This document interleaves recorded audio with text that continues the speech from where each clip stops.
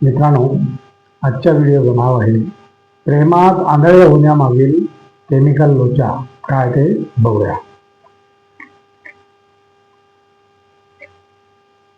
भावनिक आणि मानसिक गुंतवणूक. भावनिक गुंतवणूक. एकदा आपण आपला वेळ, भावना आणि ऊर्जा नातेसंबंधासाठी पणाला लावली की आपल्याला ते कोणत्याही किमतीवर यशस्वी करायचे असते.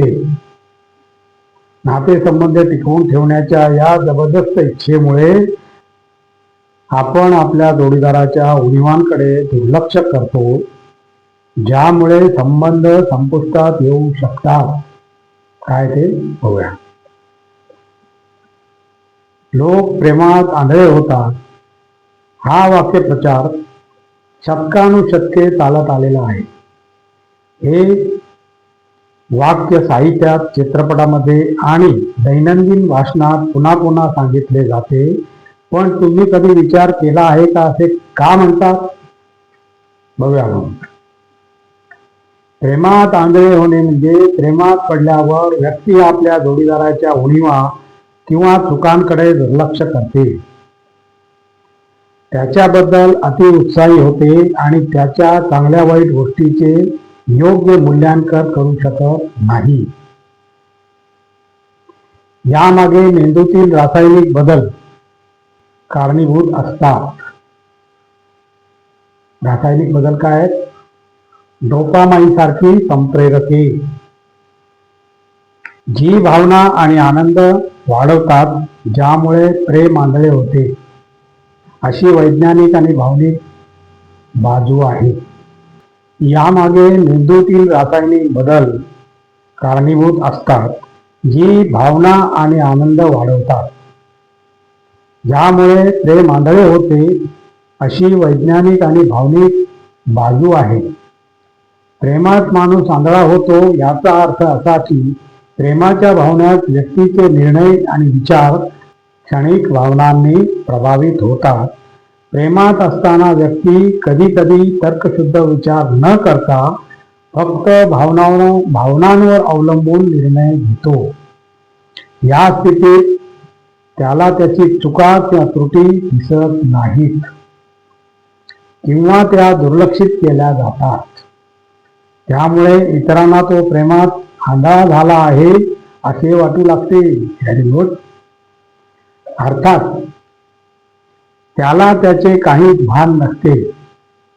खरे तर प्रेमाचा अनुभव मनात सुरू होतो आणि ती एक प्रचंड रासायनिक प्रक्रिया असते.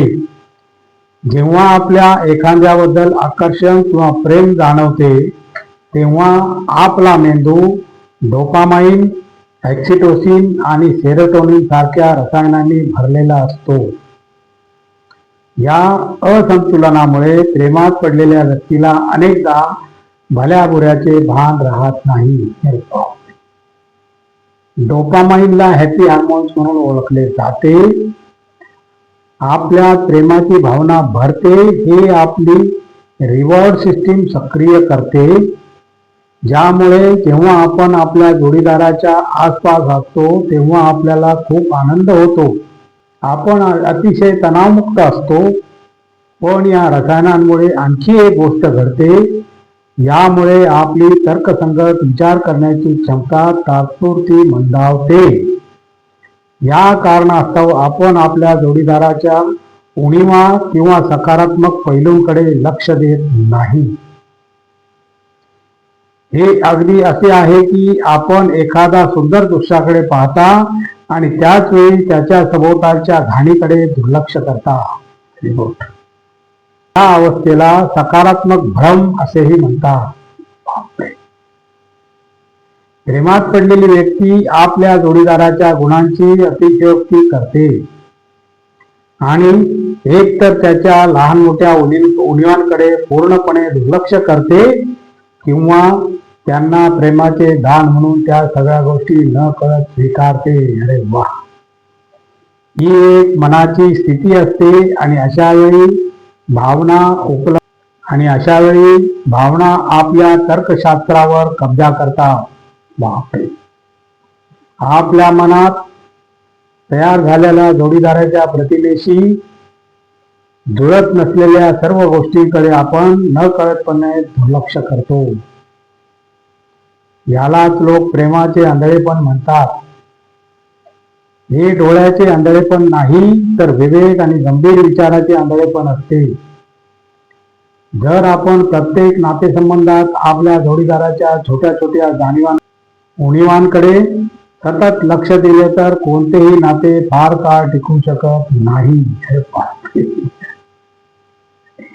काही प्रमाणात सकारात्मक भ्रम दीर्घ आणि समाधानकारक नात्यांना पाया घालतात. विशेष म्हणजे हा आंधळेपणा नेहमीच वाईट नसतो. ज्या जोडप्यांना एकमेकांबद्दल असे सकारात्मक भ्रम असतात ते बऱ्याचदा आनंदी आणि अधिक समाधानी असतात. विशेष म्हणजे हा आंधळेपणा नेहमीच वाईट नसतो. ज्या जोडप्यांना एकमेकांबद्दल असे सकारात्मक भ्रम असतात ते बऱ्याचदा आनंदी आणि अधिक समाधानी असतात. भावनिक बंध मजबूत करण्याचा हा एक नैसर्गिक मार्ग ठरतो. तथापि जेव्हा हा प्रेमातील आंधळेपणा आपल्याला हानिकारक किंवा विषारी नातेसंबंधात बांधते तेव्हा नात्यातील ती परिस्थिती चिंताजनक बनते. यातून खरे प्रेम आणि आंधळे प्रेम यातील फरक कळू शकतो. अरे वा. आणि अशा प्रकारे मित्रांनो आता आपला व्हिडिओ संपलेला आहे. आणि तुम्हाला जर माझा व्हिडिओ आवडला तर लाईक करा, शेअर करा, सबस्क्राईब करा आणि कमेंट जरूर करा. नमस्कार. जय हिंद.